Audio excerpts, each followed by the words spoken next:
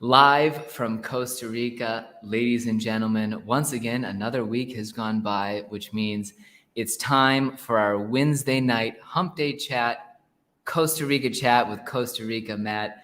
Thank you very much for joining me. I'm Matt Rosensteel, broadcasting live here from the immaculate office of Latitude 10 Realty in Playa Junquial, Guanacaste, Costa Rica. Tonight we have an extremely exciting program for the 27th of October here. Our topic is home inspections, and my main guest, Michael Spagharin, has spent decades in the home inspection industry, not only in Costa Rica, but also in Chicago. He's going to share his insight on some of the top pitfalls you need to be worried about as somebody who's looking at buying a home in Costa Rica. He's going to talk about construction styles and their pros and cons. And he's going to share some wisdom with everybody that honestly is overvalued for the free content we're providing here on my channel. Once again, it's an interview meant entirely to provide information. I hate affiliate marketing, and I don't intend to take a commission on people contacting Michael for inspections. I wanted to have him here because he's got incredible knowledge. He's going to give us some great things to think about in the home purchasing process here in Costa Rica. That'll be later. Before we get to Michael tonight, we have two other very important items of business, or rather, we have three. First of all, we'll have a brief Costa Rica news update as of October 27th, 2021. Second of all, we have a young, bright-eyed, bushy-tailed couple joining us from just south of me in Marbella, Natasha and Jason, who are just recent arrivals. They've purchased property and they're beginning their construction here. They're going to come in to give us their thoughts as to where things stand. We're going to hope to keep them on the show throughout the years and as they actually move down here. But I'm very excited to talk to them as well. Again, our main topic is home inspections today. In addition to the news in Costa Rica, in addition to talking to Jason and Natasha, there's one other extremely important item of business, and perhaps the most important item of business that we could find on October 27th, any particular year. An unspecified number of years ago, my mother was born on this date. If you're watching and you're thinking, I'm so grateful to have Costa Rica Matt in my life, giving me Costa Rica real estate information, you should really be giving thanks to Rita, who actually started off this amazing chain of events that led to me sitting here in my office in Playa Junquial. Mom, I'm so thankful for everything you've done. I can't say happy birthday enough. And before we get started tonight with our episode about inspections here in Costa Rica, I'd like to raise a toast to my mother. Thank you very much for everything. Happy birthday to you. I hope you'll enjoy the show tonight and stay tuned.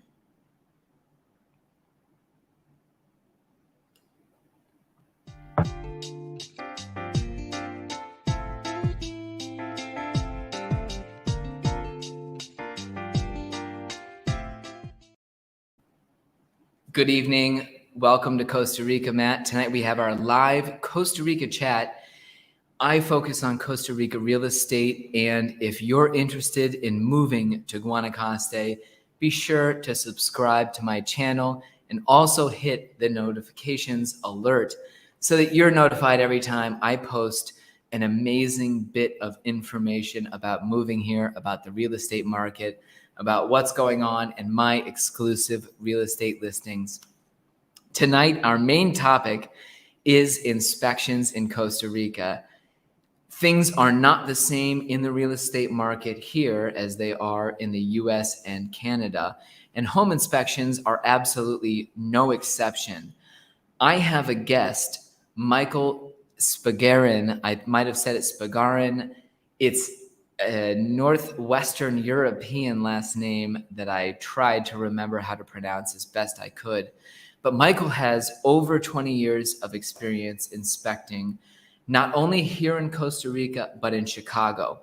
And so it was very interesting to talk to him about the pitfalls that he sees when people are looking here at property, and especially, what are the principal problems?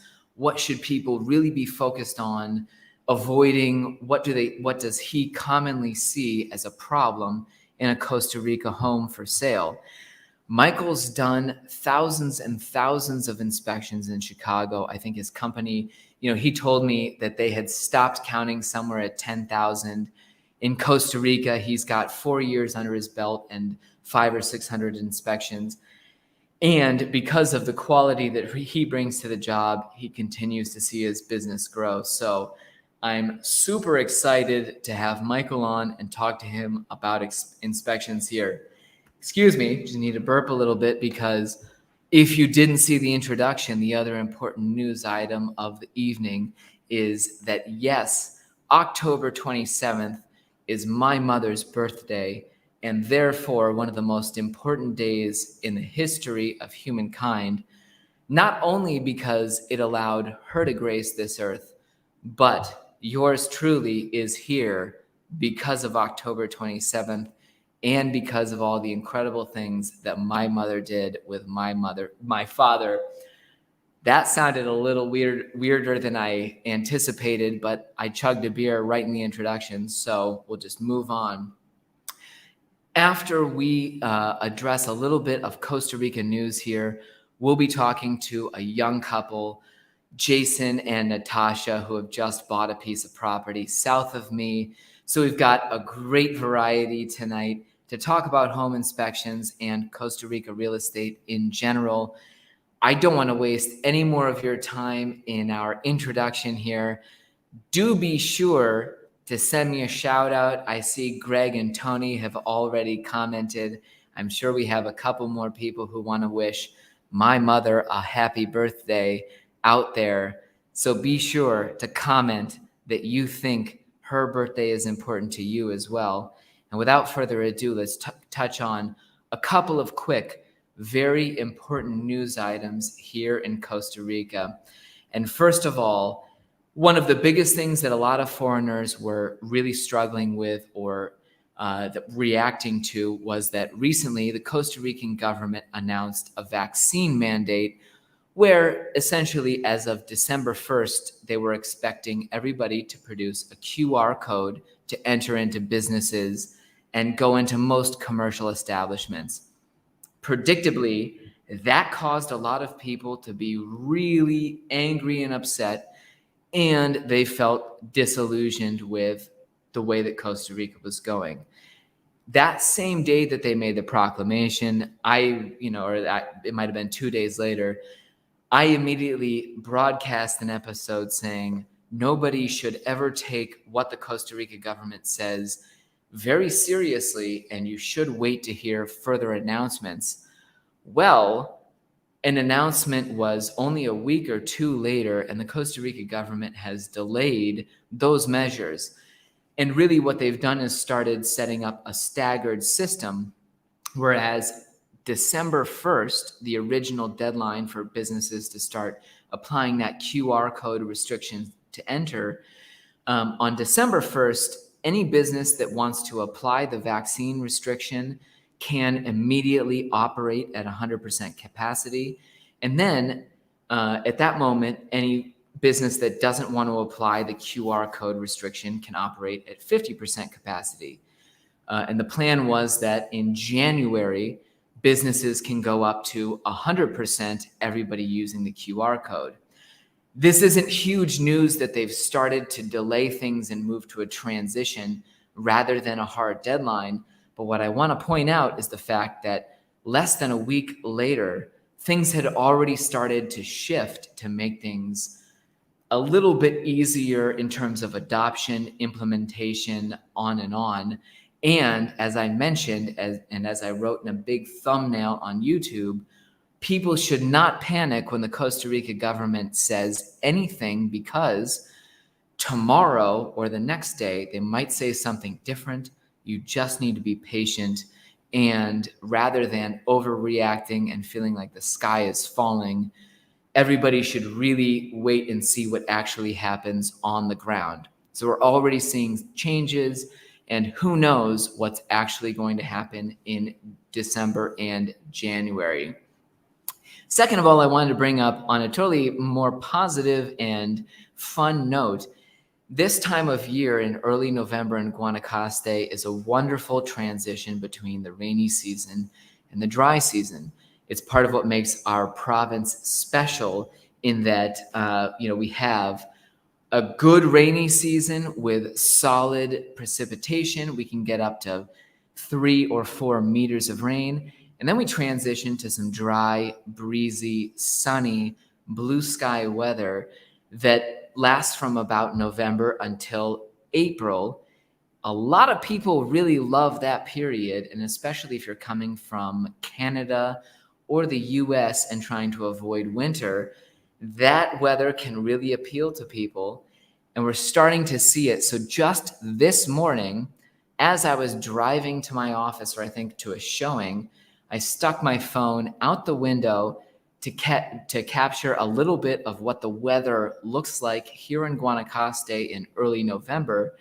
And you can see this transition time is pretty spectacular. Pardon the lousy, motion sickness, just sort of putting a phone out, but here's what we're looking at this time of year.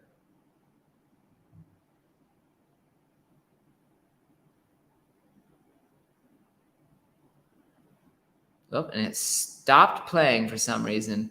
This is continuing a streak of lots of bad attempts to play videos that I've had.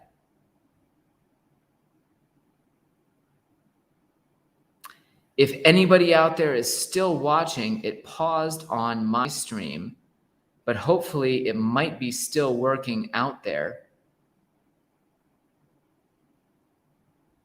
Let's see here. Oh, shucks. Who knows why that may have glitched out? My apologies. We will try to get back here in just a few seconds to see if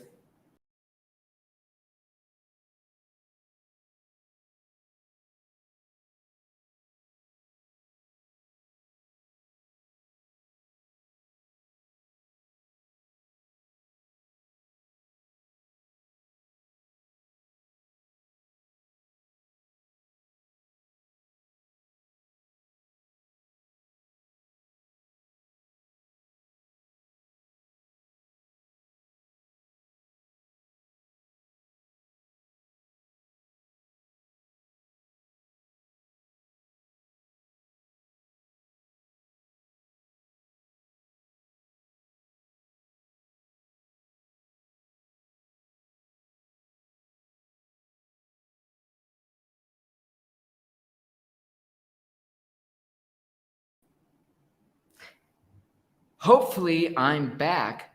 I very much apologize for the glitch that just happened.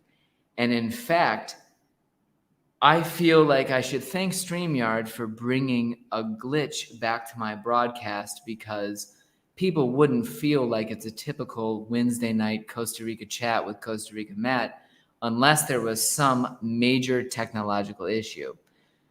So I'm not going to try that again. I got a few seconds of the car driving through the area, and I don't want to risk freezing my stream. Things are transitioning to dry, really nice weather here in Guanacaste. If you can glimpse those blue skies, what we're looking at now is about 5 or 6 solid months of beautiful weather, where we end up having relatively low humidity, where the breeze picks up a lot, and where it's absolutely pleasant to spend every single day of your life outdoors, which is one of the biggest reasons people love visiting Guanacaste. So anyhow, thanks to the people who have stayed on and continued forth with us. As I mentioned, tonight we have an amazing young couple who is just starting their Costa Rica adventure joining us. They're going to talk to us a bit before we get to our main topic of inspections in Costa Rica. Jason and Natasha have purchased a property south of me in a community called Marbella. And Marbella is one of these undeveloped places, just like Junquillal, where you very much feel off the beaten path.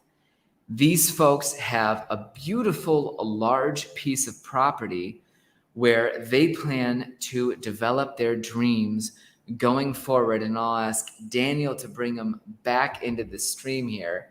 If Daniel has gotten through the technological difficulties as well. Jason, thanks very much for joining me tonight.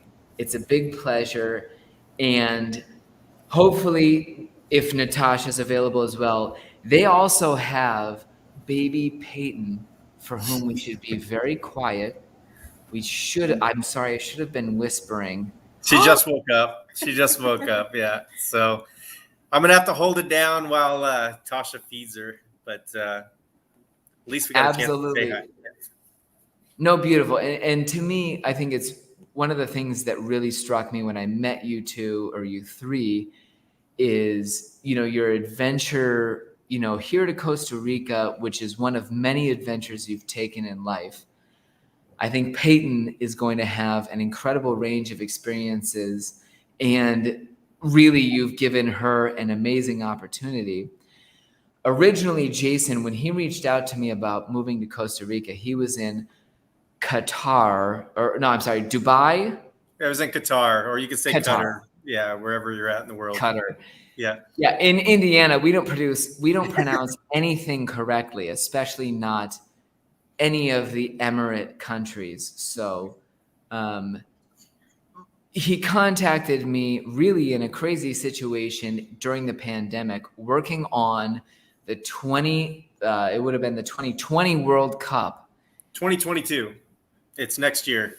Oh, geez. Yeah. You were working on an event that hasn't happened. So his career is even getting events for major sports, happenings around the world before they're going.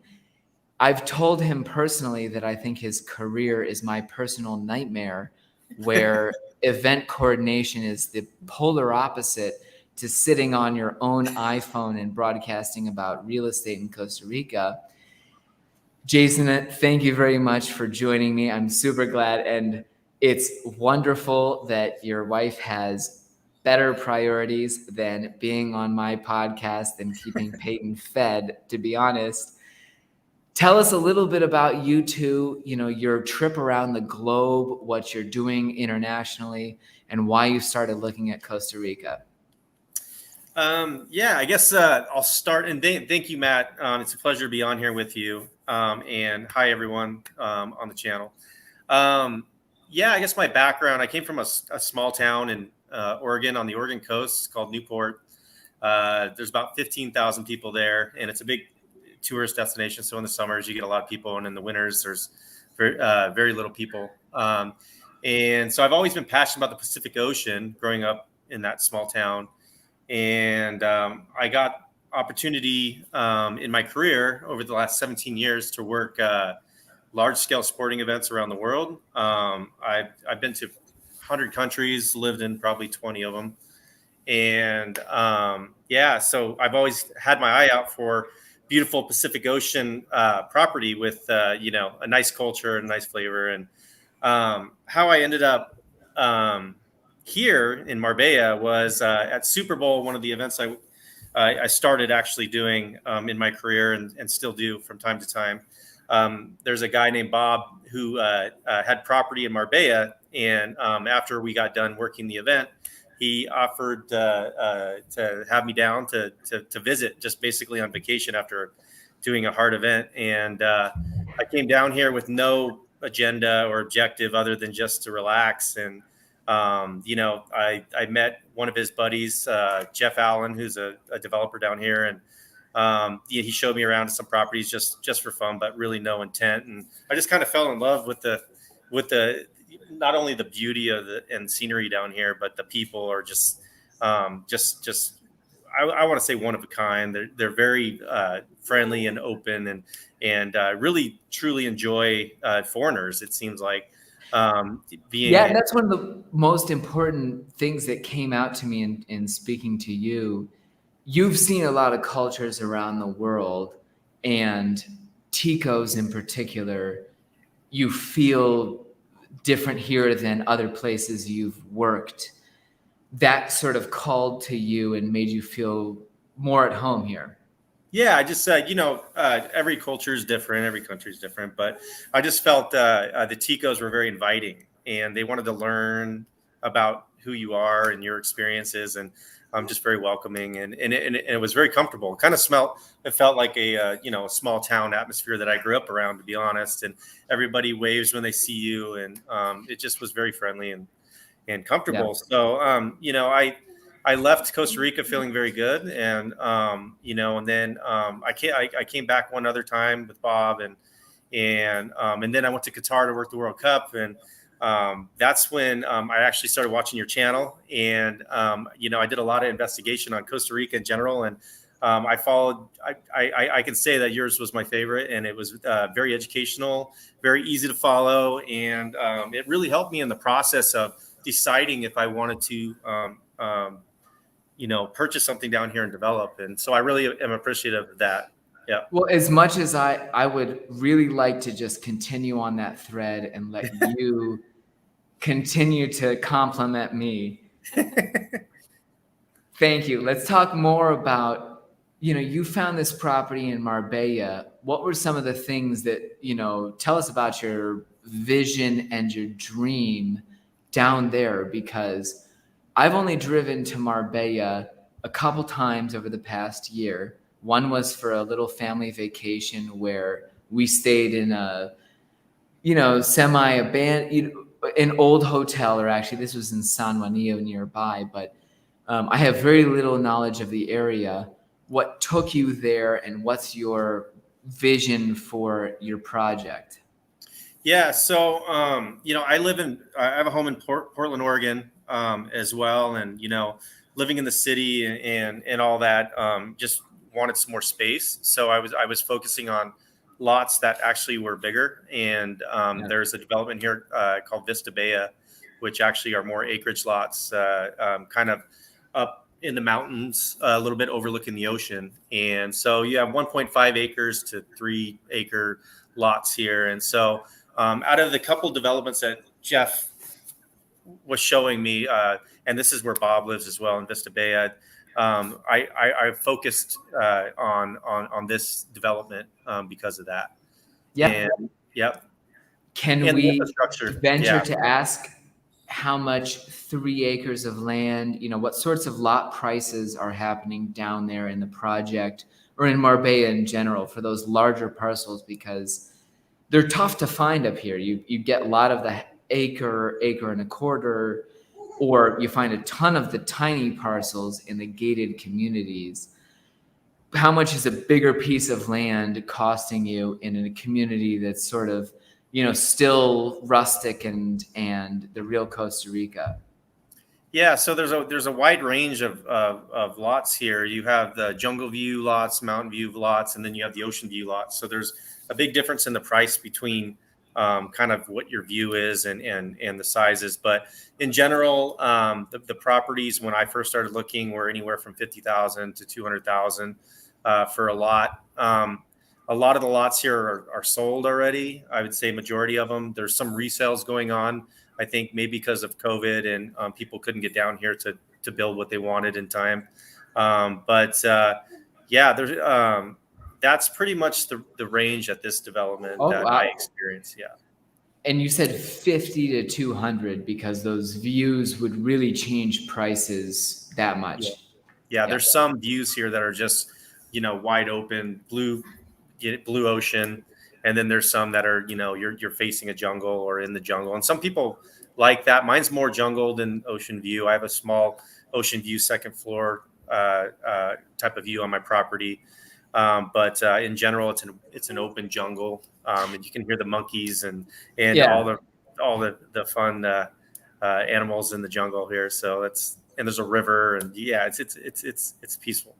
Well, and my curiosity, I really like to compare prices, and I see that same variation, you know, something, those ocean views, and I've done a video specifically addressing the fact ocean views are not abundant here. Those hilltops where you're up above the canopy and you're up above neighboring construction in places that developers are also segregating property, adding roads, etc., are rare assets.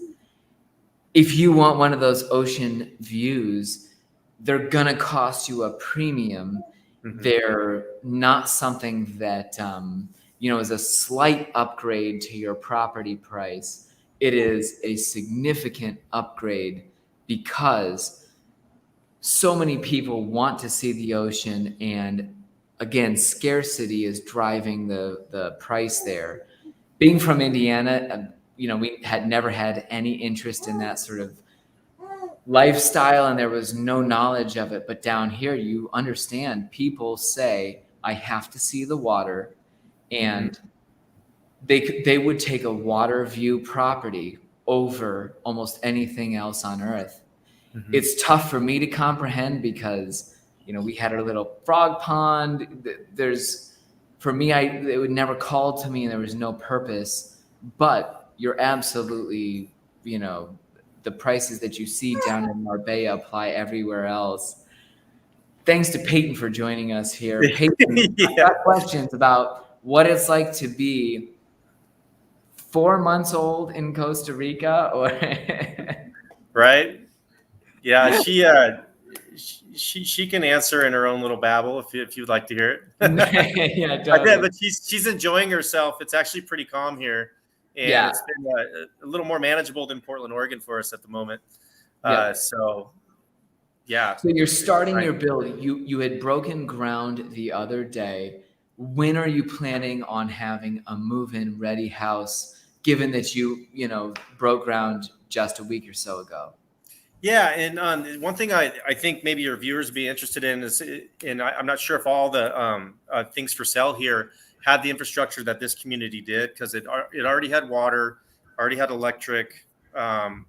Each of these lots do here, fiber optic. You have to put in a septic system, but there's like already infrastructure put in before I started with the phases with my Raul, my construction project manager. So where we are right now is we are in the process of, I already did my architectural engineering drawings and got those agreed, and the permits put in for all those. And Raul is doing the preliminary work on the property, which includes stubbing in all the utilities and doing the dirt work. And I have a lower property and an upper property, and the driveway and all that piece. And then we're actually currently moving into what he calls phase 3, which is actually starting putting the blocks in and the rebar, and we'll be doing that later this week. It's already kind of staked out. So I have a really good meeting with him tomorrow to make sure that all the rooms and everything meet the size in the drawings that we agree on. And so if all goes well, he's assured me, and he's got a big team here that's doing other builds here in Vista Bella. He assured me that we would have the house. It's only a 2-bedroom, 2-bathroom. The house would be complete in January. Okay. Yeah. No, and Raul, it's funny. I've got this, Jason and I had this weird confluence of circumstances where there were 2 consecutive flights where I was leaving the country, and Raul, who lives close to me, was also on the flight. And I've seen him a couple times. And then after that, I was flying back to the country in Costa Rica, and I met up with one of Jason's friends who said, oh, yeah, actually Jason's business partner, who on the plane said, oh, I think we've been talking to you as sort of a business team about this property. He's a super nice guy. He's a local contractor, and he's a Costa Rican that, first of all, it's fun because we're talking about the job before you build here.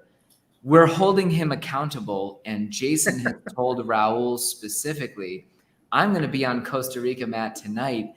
And Jason is invited to come back in 6 months, 8 months, 10 months, whenever it's necessary to talk about his experience.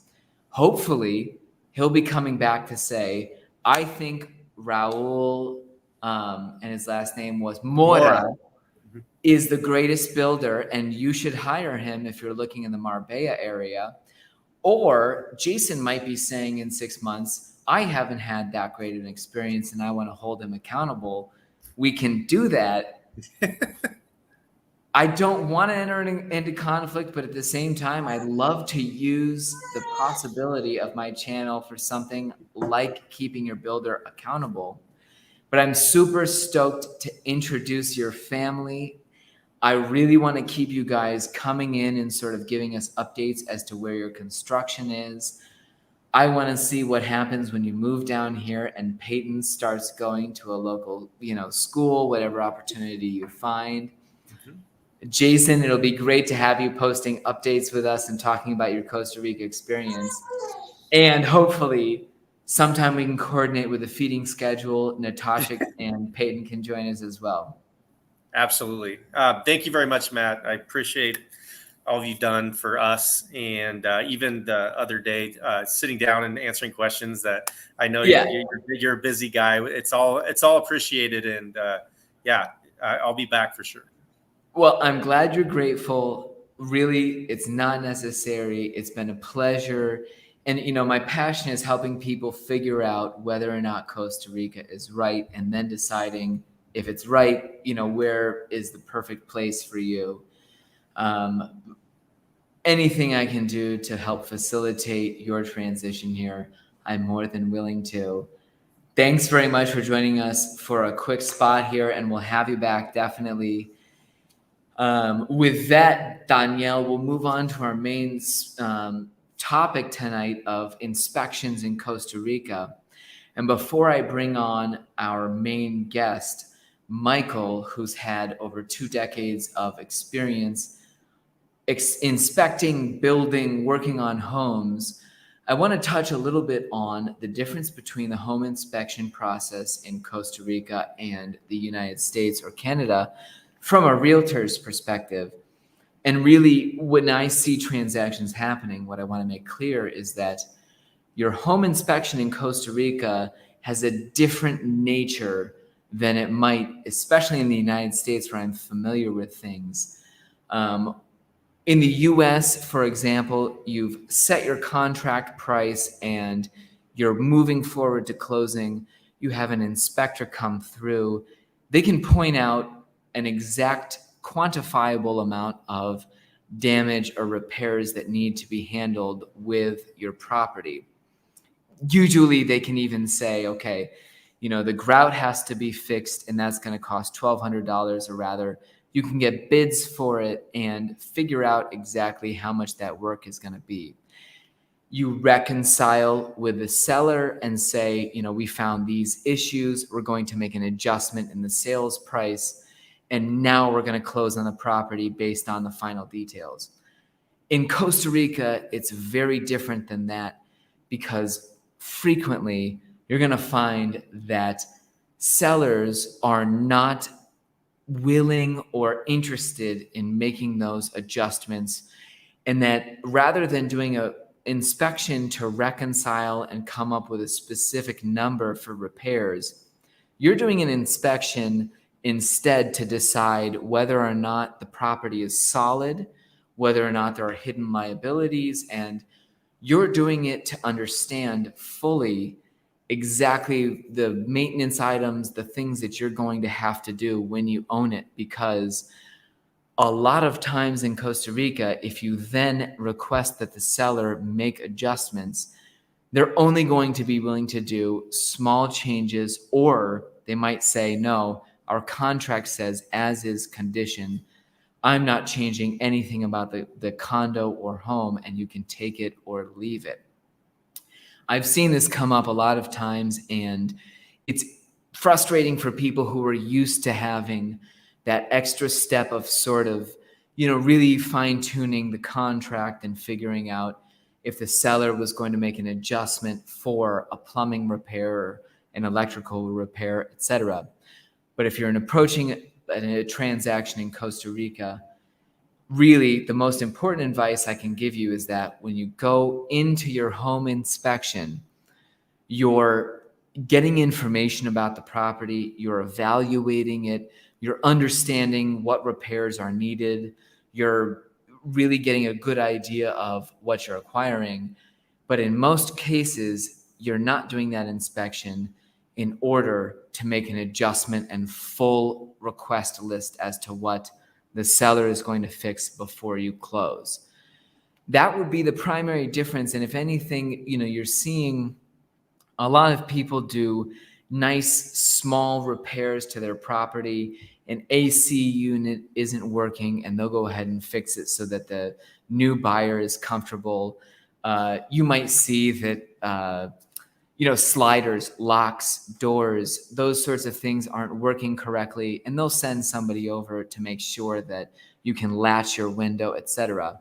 But if your inspector finds that 18 out of 54 outlets in the house don't have GFCI protection, that's usually an issue you have to decide to either accept as a buyer or to walk away from the property because of the way things work here in Costa Rica. Sellers own their property 100% in cash, so they look at it as an asset that they completely have presented in a real estate market honestly. And most contracts here are done as an as-is condition, and if the seller is going to repair anything and make changes based on your inspection report, usually it's sort of in the favor, goodwill, and good faith category, rather than the standard where a seller is expected to have things working and in perfect condition. So when we're coordinating them for buyers here in Costa Rica, I'm sure to preface it with that fact. We're going to look at the house and we're going to get a good evaluation, but what they find, you've already sort of, you're either offering to buy this property or it's too damaged. Michael, who I'm about to have on the program, has worked in inspections in Chicago for 2 decades, also here in Costa Rica for 4 years in starting up his business, Pura Vida Home Inspections. And before I bring up the interview, again, I want to mention, I really do not want to sell his services, and my intention is not to say to you, you should hire Michael. Rather, I'm presenting his information because he's an expert in the field. And right now in Guanacaste, if you're looking for a home inspector, Michael is one of few people that is hired by the realtors, whether it be Remax, Coldwell Banker, Flamingo Beach Realty, Crane, etc. He's the one doing these home inspections for people. And some of the things he touches on are really simple thoughts that'll give you deep insight into Costa Rica. He goes over construction styles. We touch on also the specific issues you should be watching for as a buyer in Costa Rica. And just generally speaking, excellent. And in fact, I'm really thankful to Danielle right now because he's alerted me to the fact that my interview was not actually ready to share. So just a second as I try and pull up my interview with Michael Spagharin. Here we go. Joining me now is Michael Spagharin. Michael has had first home. Oh my gosh, I completely blew that. Let me go back, edit. Inspectors in Chicago in two first home. Oh my gosh, I completely blew that. Let me go back, edit. Okay. Oh shoot, it's gonna make me go back. Let me think. I'll be able to edit this. So anyway, let me start over again. Yeah. Joining me now is Michael Spagharin. Michael started his company, First Choice Inspectors, in Chicago in 2000. He lost count of how many inspections they had done at 10,000 10 years ago. He's now started a company, Pura Vida Home Inspections, that's been here in Costa Rica for 4 years. They've completed 500 or 600 home inspections here. So he's got an absolute profound knowledge about the home inspection process in 2 countries. Thanks very much for joining me. Oh, yeah. Thanks for the invite, man. I appreciate it. Tell us a little bit about your career and how you got started in home inspection, how you brought your business to Costa Rica. Sure, yeah. Again, thanks for the opportunity. Home inspection back in 2000, and it was actually after I had rehabbed probably about 5 or 6 houses and done a bunch of work for some friends and odds and ends and things like that. And then my mother is actually a realtor. My mom's been in real estate now for probably about maybe around 35 years. And she got her started up at Century 21. She went on the Remax and worked at Coldwell Banker, and now she's with Keller Williams. So she's hit all the big companies. But basically, my mother was the one who said to me, she goes, you know what? She goes, licensing inspectors now in Illinois. Back when I started, there wasn't licensing. And my mother told me, she goes, there's going to be a lot of people getting out of the business because they don't want to go ahead and get licensed now. So goes, all my guys are telling me that they're going to get out of the business. She goes, this is kind of an opportunity for you to get started. So I started it off just kind of like as a side business, kind of like a side hustle. I'm thinking, I'll give it a try.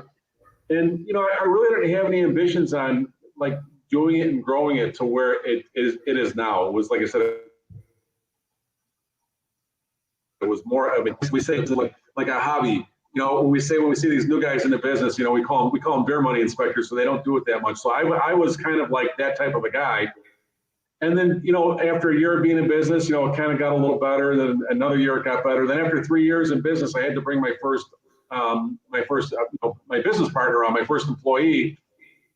Brought him on and I said, hey, look, I need help. And, it was funny, as he came on, within another year, we got busier. And I joked with him, I go, the idea wasn't for you to help me grow the company. The idea was for you to give me a break. I said, now we got to bring on another guy. So, and then I realized that we had a good thing going, kind of had our golden goose. And then, we brought on another guy and another guy. And then she had a baby and she moved away. But right now we've got a total of 7 inspectors going in Chicago, and then I'm working my business down here in Costa Rica. Awesome.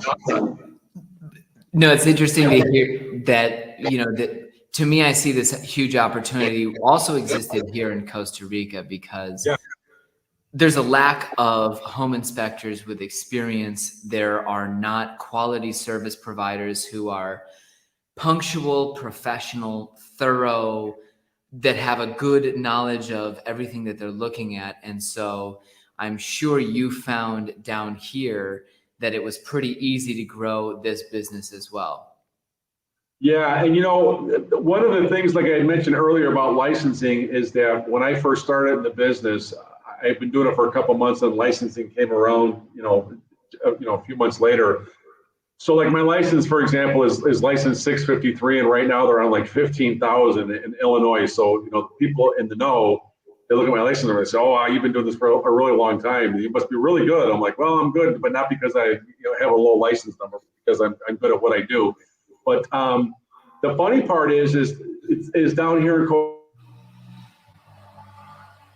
Costa Rica, there's your business too. There's no license to be a realtor, and there's no license to be a home inspector. So that's why it's really important to find somebody who is quality and has good reviews and has a good rapport with people, because anybody You know, as we know, anybody can pop a hat on and say, "Hey, I'm a realtor." You know, "Hey, I'm a home inspector." It's the same thing. So it's very important. It's very critical for people, both for realtors when they're looking for realtors and looking for inspectors, to take that into consideration that there is no license here. Yeah. So to many ways, I think there's no board that's. Yeah, and I think that empowers people to a certain degree because, you know, in a lot of cases in the US, people might just figure somebody is qualified and good and Yes. hire them to do a very important service for them just based on the letters after their name or their credentials. Absolutely. And that licensure might mean absolutely nothing. You can get your license and have never done a home inspection before, or rather, you can be that green person. Here in Costa Rica, Yes. do your own research, not only through, okay, does this person seem legitimate from an online standpoint or whatever accreditation they can have, but really you need to know locally, is this person legitimate? Because there's no professional association that is really, yeah, that's a great point to make. What other kinds of differences fundamentally do you see between inspecting here in Costa Rica and Chicago? Probably the big difference is that, you know, I mean, in Chicago, it gets really cold. So, you know, we have to take different things into consideration when it comes to insulation, furnaces and things like that. In Costa Rica, you know, we don't have, typically, as long as I've been here for the last 4 years doing my business full time, we don't have crawl spaces typically. We don't have basements. We don't have furnaces. Like the roof inspectors here, because most of the roofs are clay tile roofs. So we have to have a drone, you know, so unless you're proficient with something like that, you know, it's really hard because back in the day, before drones, I wasn't here before they had drones. So knock on wood, luckily enough for me, when I came down, you know, the drones were available. I've been using it since day one, but I couldn't imagine trying to do a roof inspection without my drone. So I'm very proficient in it. So that's one of the big differences, is that, you know, you pretty much have to use a drone to inspections. The thing is too, is that, you know, here, especially, most of my inspections are along the coastline.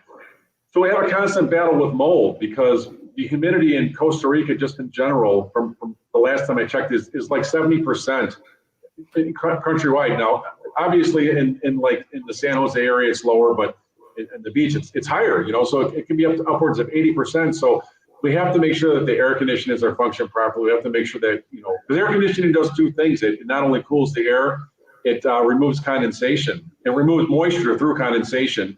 And that's what our mold needs to grow. So, you know, in addition to being a home inspector certified in Illinois, I'm also a certified mold inspector and a certified termite. So we see termites in Illinois. I mean, it's a problem there, but in the Chicago area, we don't really have it like we do in Costa Rica. So in Costa Rica, it's really easy to miss termites here. And it's a problem because there's a lot of, even though a lot of the construction in Costa Rica is blocked, there's still a lot of wood that's used, you know, from the soffits and the fascia, and things like that. So it's really easy for the termites to try to hide their trails. So you have to be mindful when you're looking for it. So that's one of the main things I would say is the differences down here, is that we need to be very mindful of mold. We need to be very mindful of termites down here. And then, of course, one other thing too, Matt, is there's a lot more seismic activity here from earthquakes, because we do have, it's an active area. I think we need to make sure that there's no structural problems if we've had any tremors in recent times. Yeah, absolutely. I've been amazed going back to Indiana and Chicago recently and visiting my parents, and you see stuff that they have that has not deteriorated nearly as fast as that same object would here in Costa Rica. Or for example, I have clothes on my shelves that I haven't worn for 4 or 5 months. Here in Costa Rica, I take it off to get back on the plane, you know, and you can smell it. It's clearly something that's already being taken over by biodiversity. There might be ants in your shirt. I have clothes sitting in my dresser from my childhood in Indianapolis that they're still fresh, and I could take out one of those sweaters and put it on, and you see the huge difference. I mean, you shut a house here for 4 or 5 hours without air moving, and you open it up after that short time, and already you smell, there's biodiversity happening here. And so I'm personally amazed that there's people are lucky in Indiana to be able to keep your things for a long period of time. In Costa Rica, if I kept a baseball glove in my sports bin in the garage for 8 years, I'd come back here and it would be done. In Indiana, my glove is still there, sitting in the garage, ready to use because of the lack of mold, humidity, and biodiversity. That's very interesting. Tell us a little bit about just the general process of an inspection here in Costa Rica. You're going into a typical standalone home, and what are the things, what are your step-by-step process for protecting people who might be purchasing it? Yeah, so the thing is down here, man, is in Costa Rica, I would probably say about maybe like 80 to 90% of my inspections, a lot of clients are absentee clients. So this is just kind of a side note. So it's super important to get an inspection done because, like I said, some of the people have never been to Costa Rica and some of the people have never seen the house, But my approach when I do the inspection is the first thing I'm looking for is water drainage. Was the house built properly? Is the house either on like flat land or is the house kind of up on a hill a little bit? I want to make sure that the house was graded properly, or that I should say the land was graded properly, so the soil is not pitched towards the house. 8 months out of the year, we've got the rainy season here. So we want to make sure that we don't have any problems with water drainage. The next thing I look for are structural problems. Is the house plumb? And when I say plumb, I'm meaning like is the house vertical? So I want to make sure the house isn't leaning or listing from one side to the other. I want to make sure that I don't have that problem. I want to make sure that my floors and my ceilings are level. And if they're not, is there a reason behind it? But that's what I look for. And then, of course, the next thing I look for are to make sure that we don't have any termites. So the termites will come from the outside into the inside. It's really easy my trail. It only takes one trail to get into the house through a crack in the wall or through like an unsealed window frame, and then they're in. And if you've got a wood ceiling, the termites can go to town. So I look for that. And then, of course, probably the next thing that's a big concern here is the electrical.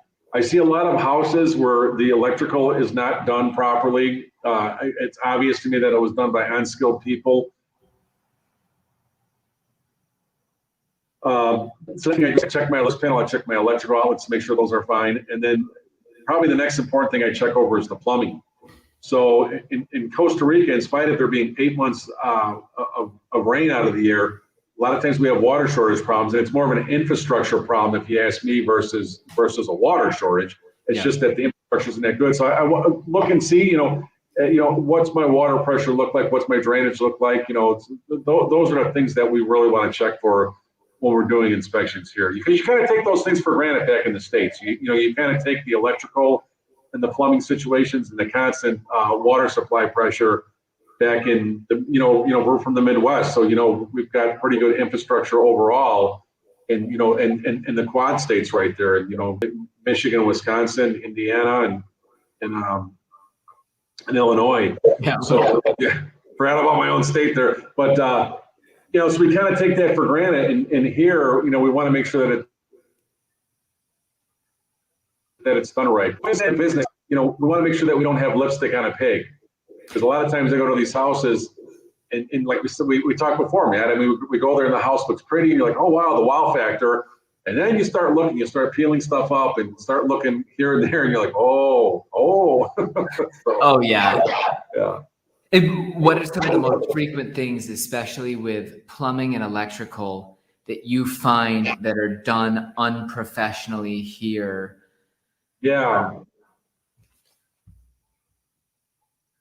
that's an easy answer. A lot of times the electrical service panels, a lot of the wiring is basically what happens is they'll put in too small of a panel from day one, and then they'll try to expand. So then what happens is the panel it's underrated, and then what happens is the breakers will be double tap and triple tap, which basically means is that in theory you should have one breaker, one wire for one circuit, and a lot of times what will happen is things will be short, and then we'll have like 2 or 3 wires on a breaker. And some of the systems are designed for it, but for the most part, it's a lot of times they have the wrong breaker size because of shortages. And so I see, what should be a 15 amp circuit has got, smaller wires on it that shouldn't be like that. That's what I'll see. Plumbing, I see a lot of times the plumbing lines are undersized, and it was done, sadly enough, it was done from day one, during new construction. And that's the other thing too, Matt, is that, I tell people all the time, people say to me, Mike, my realtor recommended I get a home inspection done, but it's new construction. I'm not going to bother. I said, you know what? And also it's under warranty for 5 years. And I go, but the warranty is only as good as the guy who's given it. And if the guy who, is that the guy who you want to give the warranty? I mean, I wouldn't trust it, but I mean, I would say probably 9 out of 10 times when I go do a new property construction, it's good. But like I said, a lot of times I go there and it's a rehab place, and it's lipstick on a pig. So I mean, you just never know until you, I mean, the bottom line is when someone's trying to advertise a place, they're not going to show highlights of bad issues. They're not going to do that. They're Yeah, and frequently they have. You're not good at that. Go ahead. I think we have a little glitch there. I think frequently there's also the, just no one has lived in the property for a long time. There's a property manager involved. They've been renting it out. Maybe renters have frequently complained that this toilet clogs, the drains don't really work. When it rains, we've got all of this water coming, but there's not the same accountability from people who've been permanent residents there. And really, because there's such a diversity of construction and situations, it's much tougher from our perspective as realtors. I know that, in the US, if I were selling a 200 home tract neighborhood where we had the same spec on every single unit, and you could say, well, we had this, very standardized process that produced the same result. Right. Here, there's no standardized anything. And really every house could be either a well-oiled, perfect, nicely done place, or it could be a monster that's hiding a ton of problems because that process and that consistency does not exist here, in my opinion. Right. And the problem here is there's a lot of subcontracting. We have that problem in Chicago too, but it's not as bad. But that's the problem here is that, a lot of times it's, I joke, I go to one room, it's perfect. I go to another room, it's perfect. I go to another room and there's all kinds of plumbing issues. And sometimes I'll talk to the seller and say, oh yeah, this was done by a different subcontractor. I'm like, I know, like I already know, I can tell. Oh, totally. We had a water heater installed with 110 volt service to it. We had really well done homes in our area where you walk in and the dimmer switches are the most illogical combination. To turn the light brighter, you have to go down, and to turn the fan higher, you have to also it's amazing the stuff that you see even in some decent quality jobs. And it can be, Carlos was off that week, and we found another guy who was the electrician.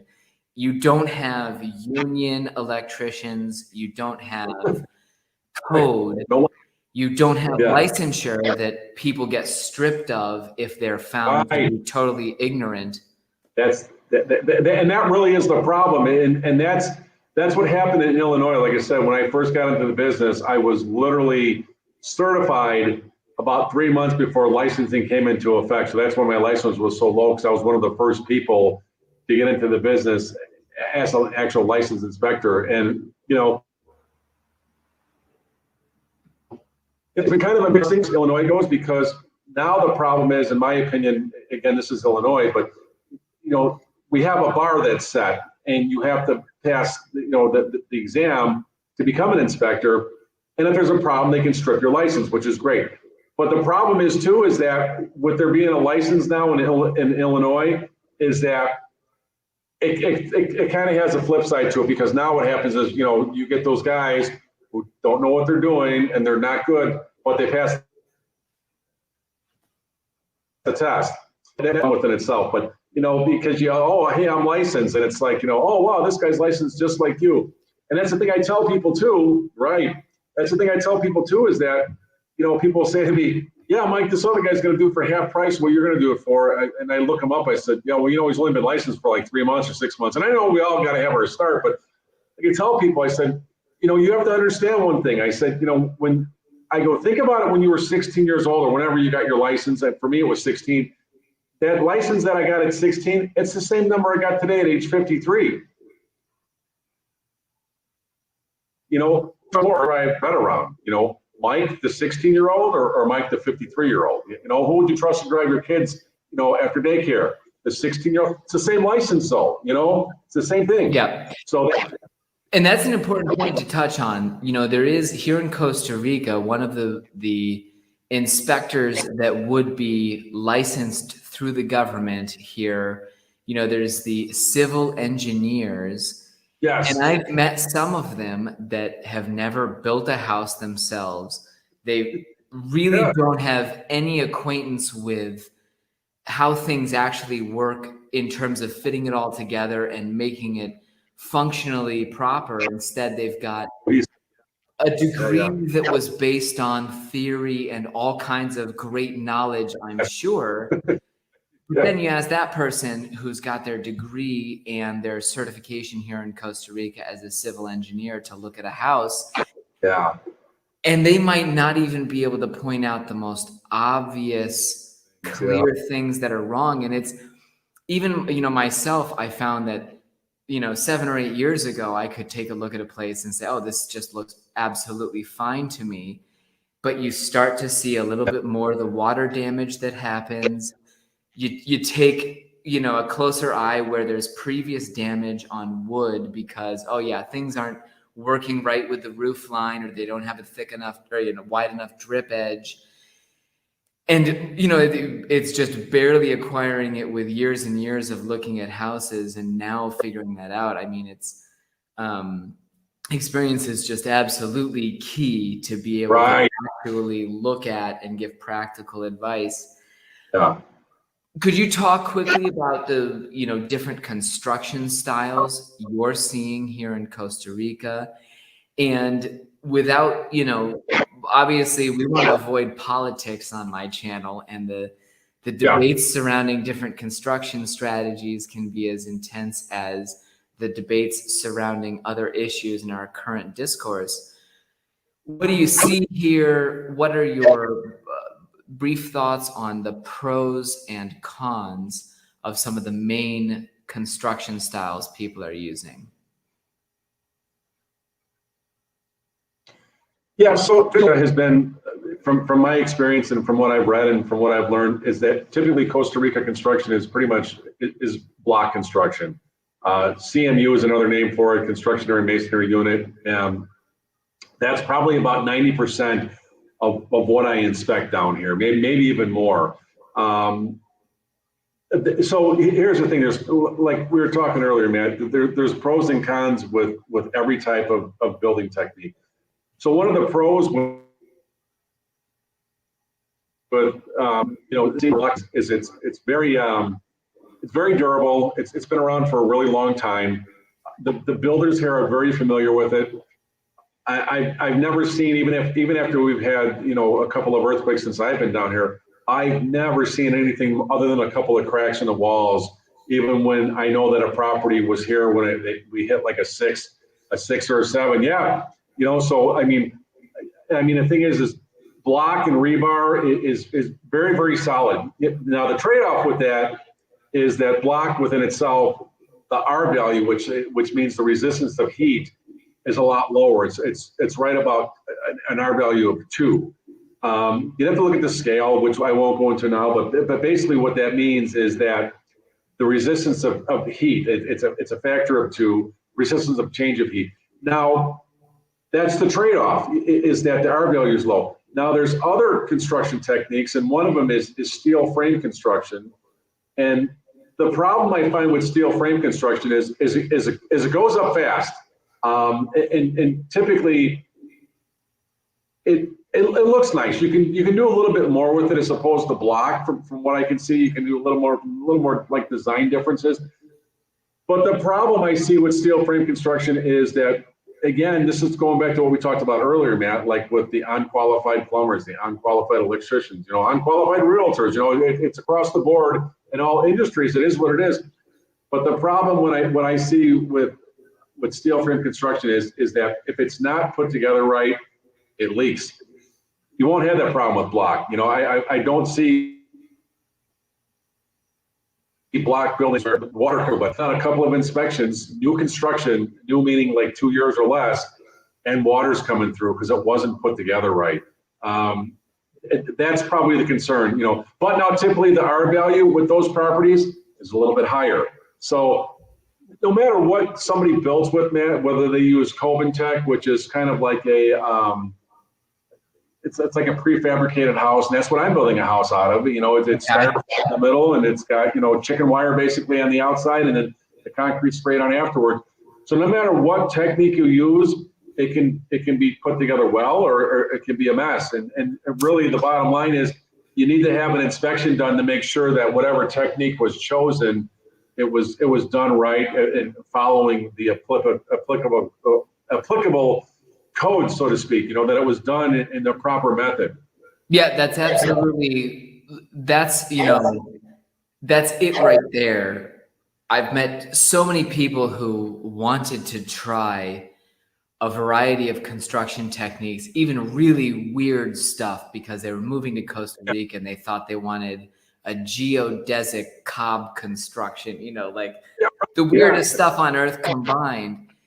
Sure. And frequently I was just, revolted because I've seen what happens when people who don't know how to build using a technique try to do it. Yeah. It's like me with like you're saying, it matters if the person who built it knew how to do it right. And if it was done correctly, you could, I'm sure, build an amazing cob construction home in Costa Rica if you were a cob, a really good contractor in that, and you understood it and really had done it for decades.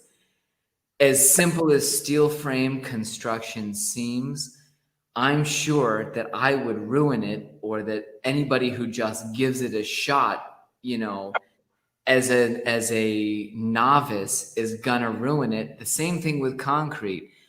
It seems simple. You have to keep your levels and make sure your mortar's right and the rebar. And, I've seen concrete construction happen 40 times. I know the elements. I can imagine myself working on the cages and tying stuff together. But if I tried to do it, it would just be an utter nightmare, because that experience from working with the method and knowing the pitfalls and everything is really what's important. Yeah. And whether it's your realtor, your inspector, your builder, here in Costa Rica, a lot of times that bulk experience matters a ton more than all of the flashy stuff that somebody can promote. I built 7,000, square meters of, amazing construction in New York. Well, have you done it in Costa Rica? Right. Really, people need to focus on finding those tried and true professionals who actually have experience here in the country. Sure, absolutely. Right. do you have any crazy things that you've run across in your inspection career here in Costa Rica? Are there any absolutely ridiculous situations that you've ended up in? And if so, why? If not, why not? The thing is a lot of the inspections that I go on, they're realtor referrals, and most of the realtors that like yourself, I mean, just to work with professionals, I'm not going to work with, there are a lot of dirtbags in every industry, and I'm sure same thing with inspectors, there's people that don't know what they're doing. So for me, I'm at this point in my career of doing this for 21 years, I'm selective on who I work with, and most of the realtors that I work with by referral, you guys make my job easier. It is what it is. You guys kind of at this point in the game, all the people that I work with are very, a lot of experience. So you guys know what to look for. And the thing is when I go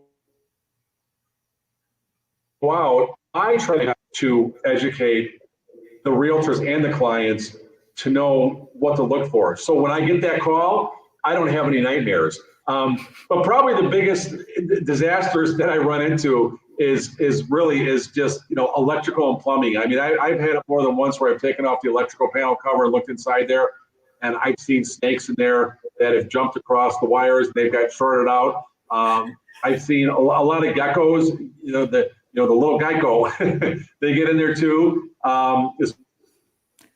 Yeah, I'm sure they're just crisp. Especially if I've got a that's probably it. Is seeing like animals in the electrical panel cover. I've seen raccoons in attics. I don't have a lot of attics here, but I've seen a lot of raccoons nesting when I do see attics. That's something you got to look for, because we do have raccoons in Costa Rica.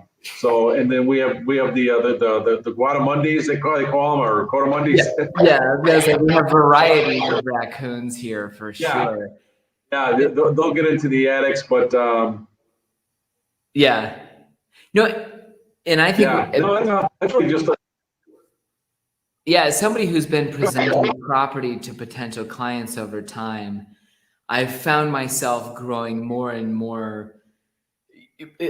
Definitely better at preparing people with a realistic expectation that if we bring in a good electrician to this place, they're going to say, probably your panel is inadequate for any further expansion.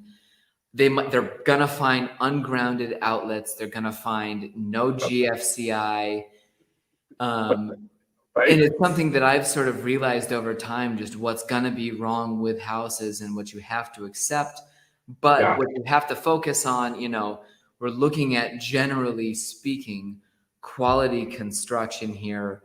Yeah. There are some absolute nightmares out there. And frankly, from an ethical standpoint, you sell them to people with all kinds of red flags already raised, to where the home inspection might really not need to happen. It's kind of like you're buying this thing entirely on your own liability. Whereas when we're selling something that we know is quality, I need Mike to come in to verify everything and to give it his professional eye.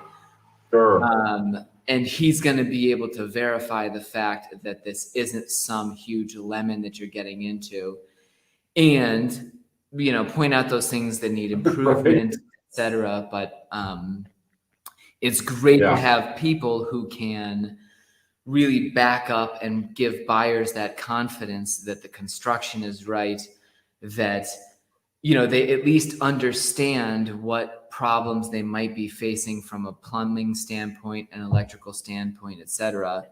And if it's not perfect, at least you've had somebody who isn't a total noob looking at it, give you a better education as to how you're going to do this. Because, in most situations, people don't have a right to actually ask, or if they ask for a correction on these issues, if you found that the tile was unlevel, or, any number of things was wrong with the house. Here in Costa Rica, the standard is, well, you accept it or you walk away from the purchase, rather than, we're going to throw in a $6,000 roof discount that doesn't happen nearly as often. So it's really important for people to get this absolutely best perspective on what they're purchasing as possible. You know, Right. really appreciate you joining me. And one of the things I wanted to mention is, once again, I do not believe in affiliate marketing and trying to make little bits of money from other people's hard work. I'll put Michael's direct contact information so that you can contact him and his company. Yeah. If you want to get a home inspection in the Tamarindo area, where else could you provide your service to people? Yeah, Matt, so I mean, I'll pretty much go anywhere, anywhere someone's got a property. If as long as it's something that I can drive to and it's worthwhile. I mean, I've gone all the way from Coco, Tamarindo, Junquial, where you're at. Those are my regular places I go to, but I have no problem working at Escazú, Santa Ana. You know, I mean, anywhere there's work. You know, I mean, I like what I do, so for me, it doesn't really bother me to travel. And yeah, I was shocked the other day. You know, I had messaged you, you know, we might have an inspection this afternoon, or, you know, could you get in? And suddenly you were here in Junquial at 4 p.m. You had been in Coco, I think, at about 10 a.m. or noon. I was, yeah. And it was like, yeah, this is in Costa Rica, finding somebody who's actually interested in doing this work. Oh, yeah. And, you know, you just wanted to take advantage. That was incredible for me. And whether, you know, Mike's going to charge $400 for a small property, $600 for a medium, $1,000 for a large property, or going up from there.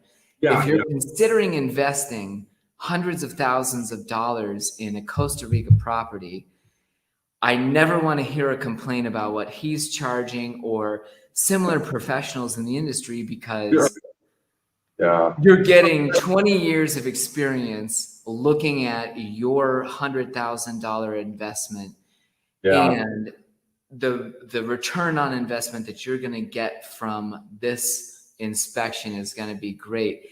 And like you said, yeah, he's willing to go anywhere.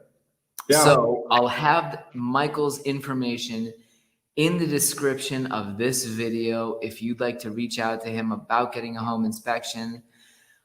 As always, he's volunteering his time for me, so I don't think he's available for all kinds of minute questions about our values on ceramic tile versus the new, you know, polysynthetic ones.